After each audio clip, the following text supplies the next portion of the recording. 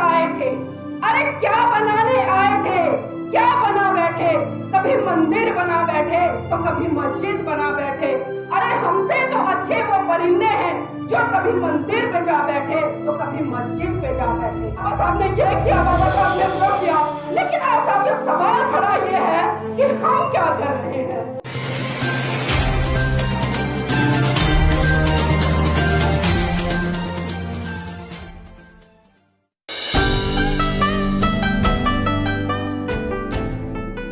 क्या बनाने आए थे? अरे क्या बनाने आए थे? क्या बना बैठे? कभी मंदिर बना बैठे तो कभी मस्जिद बना बैठे। अरे हमसे तो अच्छे वो परिंदे हैं जो कभी मंदिर पे जा बैठे तो कभी मस्जिद पे जा बैठे। साथियों मेरी इन पंक्तियों का मतलब आप साफ साफ समझ गए होंगे, क्योंकि यहाँ पर तमाम बुद्धिजीवी वर्ग बैठा है, क्योंकि जिस तरह से विषय दिया गया है कि राष्ट्र के निर्माण में परम पूज्य बाबा साहब का योगदान, उनकी भूमिका क्या है।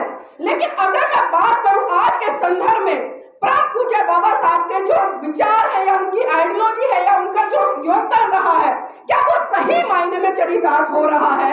अभी हमने पिछले दिनों जिस तरह से आजादी का अमृत महोत्सव मनाया, लेकिन मैं पूछना चाहती हूँ उन लोगों से जो आज बात तो करते हैं परम पूज्य बाबा साहब के सिद्धांतों की, आज बात करते हैं बाबा साहब की, आज बात करते हैं बहुजन महान पुरुषों की, लेकिन विडंबना ये है कि हम एक तरफ तो जय भीम के नारे लगाते हैं, लेकिन दूसरे तरफ हमारे घर में घंटियां बजती नजर आती हैं। और कहीं ना कहीं हम देखते हैं कि आज जिस दोहरे मापदंड को हम लेकर चल रहे हैं, क्योंकि जब तक हम एक विचारधारा पर नहीं चलेंगे तब तक हम इस देश में परम पूज्य बाबा साहब की विचारधारा, उनकी आइडियोलॉजी को स्थापित नहीं कर पाएंगे। तमाम सरकारों ने, हमने देखा कि आजादी के 75 साल के बाद से अगर मैं आज तक की बात करूं, परम पूज्य बाबा साहब की मूर्तियां सबने लगाई, परम पूज्य बाबा साहब की तस्वीरें सबने लगाई, लेकिन जब उनकी विचारधारा को फलीभूत करने की बारी आई या उनकी विचारधारा को सही तरीके से पढ़ाने की बारी आई, तो आज तक 75 साल में एक भी सरकार ऐसी नहीं रही जिसने परम पूज्य बाबा साहब की विचारधारा को पढ़ाने का काम किया। आज लोगों ने सरकारी दफ्तरों में परम पूज्य बाबा साहब और भगत सिंह की तस्वीरें तो लगा दी, लेकिन क्या उन्होंने परम पूज्य बाबा साहब की वो 22 प्रतिज्ञा किसी ऑफिस में टंगवाई, या भगत सिंह की जो मैं नास्तिक क्यों हूं उसकी कुछ पंक्तियां लिखकर टंगवाई? नहीं, क्योंकि उनको पता है जिस दिन हमने ऐसा कर दिया उस दिन से इस देश में क्रांति उत्पन्न हो जाएगी, एक क्रांति खड़ी हो जाएगी। आज हम बहुत बड़ी बड़ी बातें तो कर लेते हैं, लेकिन साथियों सच्चाई ये है कि जब परम पूज्य बाबा साहब या बहुजन महान पुरुषों को सही रूप से मनुसात करने की बारी आती है तो हम उसमें बहुत बड़े स्तर पर फेल होते नजर आते हैं। और ये बातें मैं इसलिए कह रही हूँ क्योंकि परम पूज्य बाबा साहब के 2 सपने थे। आप सभी जानते हैं कि एक तरफ तो परम पूज्य बाबा साहब ये कहते थे कि मेरे भारत देश का जो बहुजन समाज है वो इसके देश की सत्ता पर काबिज हो, इस देश का हुक्मरान बने। दूसरा जो सपना था कि पूरा भारत बौद्ध में हो, लेकिन विडंबना है कि परम पूज्य बाबा साहब के जाने के बाद ना तो हम सत्ता में आ पाए और ना ही इस भारत देश को हम बौद्ध में कर पाए।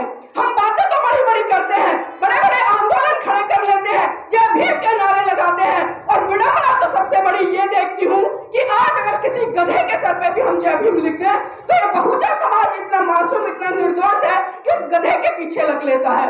लेकिन सोचना पड़ेगा क्या सही मायने में कि परम पूज्य बाबा साहब के विचारों को किस तरह से मनुसात किया जाए, किस तरह से उनकी क्रांति करके उनको जन जन तक पहुंचाने का काम किया जाए। और यहाँ पर तमाम मेरी मातृशक्ति बैठी है तो उनके लिए भी मैं कुछ कहना चाहूंगी कि जागो उठो खड़ी हो जाओ, जागो उठो खड़ी हो जाओ, चाहे अपने शीश कटाओ।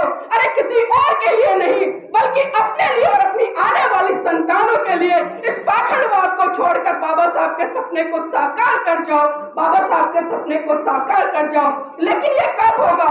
जब हम रूढ़िवादी परंपराओं से, इस पाखंडवाद से बाहर निकलकर विज्ञान की तरफ बढ़ेंगे। लेकिन आज हम देखते हैं कहीं ना कहीं, इसमें मैं अपने पुरुष साथियों का भी दोषी मानती हूँ, तमाम जितने बहुजन समाज के कार्यक्रम होते हैं, जन जागृति के कार्यक्रम होते हैं, हमारे पुरुष बाइक उठाते हैं, गाड़ी उठाते हैं, खुद तो अकेले अकेले चले जाते हैं, लेकिन कभी भी इतनी जहमत नहीं उठाते कि अपने घर से जो भी महिला, चाहे बेटी है, पुत्र वधू है या उनकी जीवन संगनी है, उनको उस कार्यक्रम में लेकर जाए। जिस दिन मेरे समाज के पुरुष ने ऐसा करना शुरू कर दिया ना, मैं गारंटी से कहता हूं उस देश में बहुत बड़ी क्रांति खड़ी हो जाएगी और सही रूप में परम पूज्य बाबा साहब का जो योगदान है वो आपको दिखाई देगा। क्योंकि बाबा साहब तो बहुत कुछ करके करके चले गए। हम अक्सर कहते हैं कि बाबा साहब ने ये किया, बाबा साहब ने वो किया, लेकिन आज साथियों सवाल खड़ा ये है कि हम क्या कर रहे हैं, हम क्या कर रहे हैं, हमारी नैतिक जिम्मेदारी क्या है, हमारी क्या ड्यूटी बनती है समाज के प्रति। अगर बाबा साहब या जितने भी तमाम महान पुरुष इस समाज में जन्मे, जिस तरह से उन्होंने अपना त्याग समर्पण बलिदान इस समाज के लिए किया, इस देश के लिए किया, इस राष्ट्र के लिए किया, अगर वो नहीं करते तो सही मायने में ना तो आज आप मेरे विचारों को सुन रहे होते और ना ही मैं अपने विचारों को आपको सुना रही होती। और योगदान की जो बात चल रही, मैं छोटी सी एक घटना है बाबा साहब की, उसको कहकर सिर्फ समझाना चाहूंगी, कम शब्दों में बहुत बड़ी बात है और आप समझिएगा उसको। साथियों बात उस समय की है जब परम पूज्य बाबा साहब मुंबई हाईकोर्ट में प्रैक्टिस कर रहे थे। उनके पास अचानक खबर पहुंची कि साहब आपका बेटा राजरतन बहुत बुरी तरह से बीमार है, अपने जीवन की अंतिम सांसें ले रहा है। यह बात सुनकर परम पूज्य बाबा साहब तुरंत घर को लौटे आए और जैसे ही उन्होंने राजरतन को गोद में उठाया, साथियों राजरतन ने परम पूज्य बाबा साहब की गोद में दम तोड़ दिया। यह मंजर देखकर माता रमाबाई बिलक बिलक कर रोने लगी और साहब का कॉलर पकड़कर कहने लगी, साहब बस कीजिए, बस कीजिए साहब, बस कीजिए। आपकी समाज सेवा के भूत ने एक एक करके मेरा पूरा परिवार उजाड़ दिया। बाबा साहब बस कीजिए। बाबा साहब कहते हैं कि रमा, रमा चुप हो जा, रमा चुप हो जा, तू तो रो भी सकती है, लेकिन मेरी तो आंखों के ही आंसू सूख चुके हैं, क्योंकि प्रतिदिन मैं अपने समाज के हजारों बच्चों को मरते हुए देखता हूँ। रमा चुप हो जा। रमा फिर कहती है कि साहब मैं आज फिर चुप हो जाऊंगी, लेकिन आप मुझे एक बात बता दीजिए कि जब जब आप अपने बेटे राजरतन को गोद में खिलाया करते थे, बड़े हर्षोल्लास के साथ कहा करते थे कि रमा मेरा बेटा राजरतन बड़ा होकर एक दिन इस देश पर राज करेगा। तो बाबा साहेब आज राजरतन तो इस दुनिया में नहीं है, तो आप मुझे ये बता दीजिए कि बड़ा होकर इस देश पर कौन राज करेगा। तो साहब फिर कहते हैं कि रमा मैं भारत देश में एक दिन ऐसा काम करके जाऊंगा कि हर रमा की कोख से जन्म लेने वाला राजरतन इस देश पर राज करेगा, इस देश पर राज करेगा। और वो राज साथियों परम पूज्य बाबा साहब आपको संविधान के अंदर लेकर गए, एक वोट देने तक से लेकर एक शासक बनने का अधिकार। लेकिन हमने बाबा साहब की बातों को समझा ही नहीं, हमने बाबा साहब को समझा ही नहीं, सिर्फ हम बाबा साहब की जय जयकार करते तो चले आए। और साथियों जिस तरह से आज का जो सिनेरियो आप उठाकर देख लीजिए, आज आप जाति के नाम पर, धर्म के नाम पर आज कितने अत्याचार शोषण हो रहे हैं, बहुत बड़ा सवाल है। आज हम बात कर रहे हैं, चर्चा कर रहे हैं, आखिर इस चर्चा की जरूरत क्यों पड़ी? जिस तरह से हम 74वां गणतंत्र दिवस मनाने के लिए यहाँ पर एकत्रित हुए, विचार गोष्ठी कर रहे हैं, आखिर क्या जरूरत है? क्योंकि भारत को आजाद हुए 75 साल हो गए, लेकिन ईमानदारी से आप उठाकर देखिए, आजादी की अगर मैं बात करूं तो इस बहुजन समाज की आजादी सन 1947 में नहीं, बल्कि 25 दिसंबर 1927 को परम पूज्य बाबा साहब ने जब मनुस्मृति को जलाई थी, तो उसी दिन से इस समाज के लिए द्वार खोल दिए थे।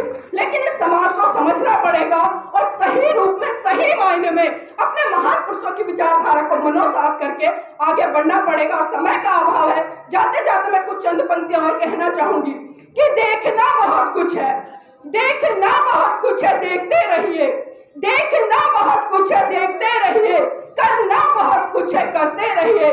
समाज आज भी बलिदान मांगता है, पर सच तो मेरे साथियों ये है कि आज आपसे आपकी जान नहीं बल्कि आपका ईमान मांगता है, आपका ईमान मांगता है। जय भीम, नमो बुद्धाय।